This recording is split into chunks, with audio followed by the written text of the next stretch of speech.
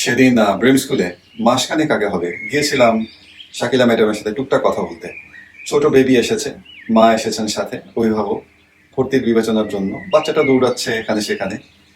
মা একটু পরে অ্যাপ্লিকেশন লেখা শুরু করলেন, হয়তো পছন্দ হয়েছে আমাদেরকে। তারপরে বেবিটা হঠাৎ সেটা দেখে দৌড়ে শাকিলা ম্যাডামকে জিজ্ঞাসা করলো, আপনাদের স্কুলে বাচ্চাদেরকে মারে? চিন্তা করে দেখেন কিরকম বেদনাদায়ক একটা প্রশ্ন।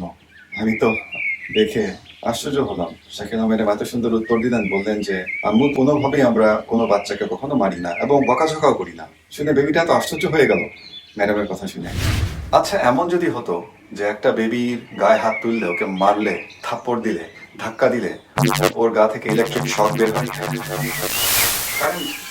কারেন্ট বের হয় বেবির শরীর থেকে, তাহলে কি আমরা সেই বেবিটার গায়ে হাত তুলতাম, ওকে মারতাম আমরা বড়রা? এটা একটা আমার মতে খুব ভালো প্রশ্ন, আমাদের চিন্তা করে দেখা উচিত, তাই না? বেবিকে গায়ে হাত তোলা কোনোভাবেই সঠিক সমাধান হতে পারে না, কোনোভাবেই না।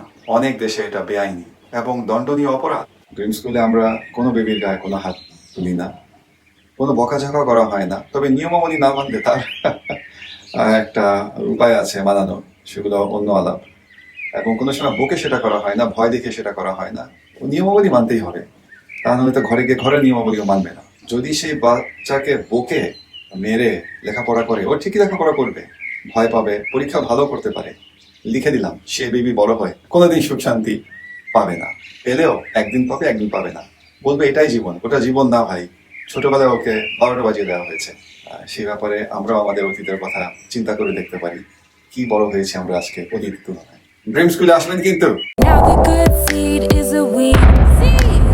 This hurts and harms our families. Give me a great self-esteem. Let's make it the main theme. Helping each other as a team. Making it real, not a dream. Making it real, not a dream. My great self-esteem. My great self-esteem.